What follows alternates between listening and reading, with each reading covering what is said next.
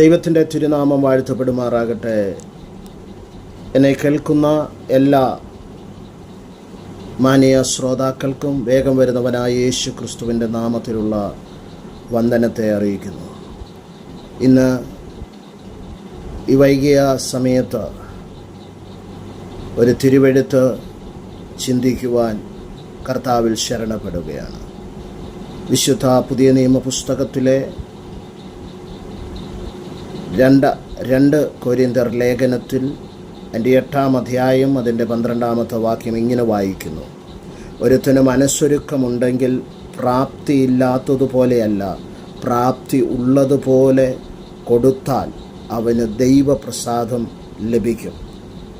പ്രസ്തുത ഈ വചനം അപ്പോസ്തലനായ പൗലോസ് മക്കതോനിയ സഭയെ ദൈവത്തിൻ്റെ പ്രേക്ഷിത വേലയ്ക്ക് വേണ്ടി ഔദാര്യത കാണിക്കുവാനും ധർമ്മശേഖരം നൽകുവാനും ആഹ്വാനം ചെയ്യുന്ന അനുഗ്രഹീതമായ ഒരു വേദാംശമാണ്.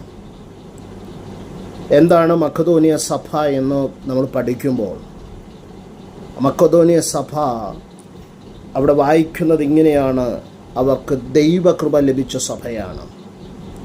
ആ ദൈവകൃപ എങ്ങനെയാണ് ലഭിച്ചിട്ട് എന്തായിരുന്നു മക്കതോനിയ സഭയ്ക്ക് ലഭിച്ച ദൈവകൃപ? അവർക്ക് കഷ്ടതയിൽ, അവർക്ക് കഠിന ശോധനയായിരുന്നിട്ടും അവർ സന്തോഷ സമൃദ്ധിയും മഹാദാരിദ്ര്യവും ധാരാളം ഔദാര്യവും കാണിപ്പാൻ കാരണമായി തീർന്നു. സ്തോത്രം.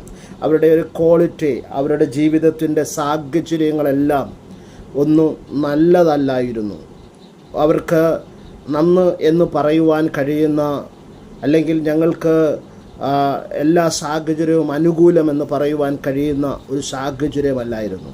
പക്ഷെ ആ സാഹചര്യത്തിൻ്റെ നടുവിലും അവരുടെ കഷ്ടതയുടെ നടുവിലും അവർക്ക് ദൈവകൃപ ലഭിച്ചതുകൊണ്ട് അവർ ഹല്ലേലൂയ വചനം പറയുന്നു, ധാരാളം ഔദാര്യം കാണിപ്പാൻ അവർക്ക് കാരണമായി തീർന്നു. അവർ അതിന് ഒരുക്കമുള്ളവരായി തീർന്നു. അതിന് അവർക്ക് മനസ്സൊരുക്കമുണ്ടായിരുന്നു. ഇന്ന് എന്നെ കേൾക്കുന്ന പ്രിയമിത്രങ്ങളെ, നമ്മുടെ സാഹചര്യങ്ങളും നമ്മുടെ സമയങ്ങളും സാധ്യതകളുമൊക്കെ അനുകൂലമല്ലാതിരിക്കുമ്പോൾ നമുക്ക് ഔദാര്യമായി ദൈവത്തിൻ്റെ മുമ്പാകെ പ്രവർത്തിക്കുവാൻ, ദൈവത്തിൻ്റെ ഇഷ്ടം നിവർത്തിക്കുവാൻ, ദൈവത്തിൻ്റെ പ്രസാദം ലഭിക്കുന്ന നിലയിൽ നമുക്കായിത്തീരുവാൻ നമുക്ക് കഴിയുന്നുണ്ടോ എന്നുള്ള ഒരു ചോദ്യം നമ്മുടെ ഹൃദയത്തിൽ ആഴമായി ഒരു പരിശോധനയ്ക്ക് വിധേയമാകട്ടെ. അതുമാത്രമല്ല, അവർ വിശുദ്ധന്മാരുടെ സഹായത്തിനുള്ള ധർമ്മവും കൂട്ടായ്മയും സംബന്ധിച്ച് അവർ വളരെ താല്പര്യത്തോടെ ഞങ്ങളോട് അപേക്ഷിച്ചു. പ്രാപ്തി പോലെയും പ്രാപ്തിക്കും ഇത് സ്വമേധയായി കൊടുത്തു എന്നതിന് ഞാൻ സാക്ഷി എന്നാണ് പൗലോസ് പറയുന്നത്.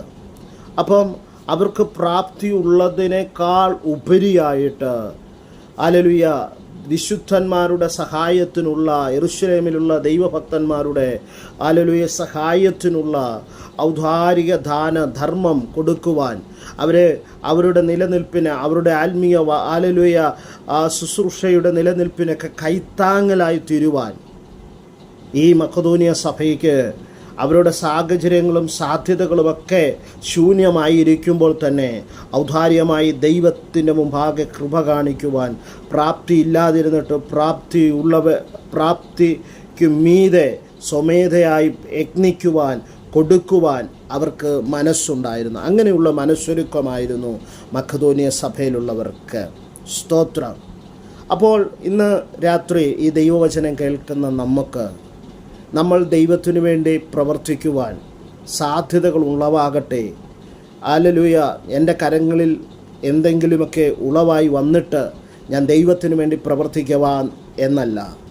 ഹല്ലേലൂയ. മക്കതോനിയ സഭ കഷ്ടത്തിലായിരിക്കുമ്പോൾ അവരുടെ മനസ്സൊരുക്കം ദൈവകൃപ ആർജിക്കുവാൻ, ദൈവകൃപയിൽ നയിക്കപ്പെടുവാൻ, ദൈവപ്രസാദമുള്ളവരായി തീരുവാൻ, ദൈവത്തിൻ്റെ അനുകൂലതയുള്ള മനുഷ്യരായി തീരുവാൻ അവർക്ക് ഇടയാക്കത്തക്ക നിലയിൽ അവരുടെ ആത്മീയ ജീവിതത്തിൽ അവരുടെ പ്രവർത്തന മണ്ഡലങ്ങൾ ഉജ്ജ്വലമായി നിന്നതുപോലെ, ആ പ്രകാശിക്കുന്നതായി തീർന്നതുപോലെ നാമും നമ്മുടെ ആത്മീയ ജീവിതത്തിൽ ഒരു പ്രകാശ ഗോപുരങ്ങളായി നമ്മുടെ സാധ്യതകളെയും നമ്മുടെ അവസ്ഥകളെയും നോക്കിയല്ല, അതിനപ്പുറം ദൈവകൃപ അനുഭവിക്കുന്ന നമ്മൾ ഔദാര്യമായി ദൈവത്തിന് പ്രസാദം വരുമാറ് പ്രവർത്തിക്കുവാൻ നമ്മൾ യജ്ഞിക്കുന്നവരായി തീരുവാൻ കർത്താവ് ഈ ചെറിയ വചനചിന്തയിൽ നിന്ന് നമ്മളെ ഉദ്ഘോഷിപ്പിക്കുമ്പോൾ അതിൽ നമ്മളും ഭാഗുക്കളാകുവാൻ പരിശുദ്ധാത്മാവ് നമ്മളെ സഹായിക്കട്ടെ.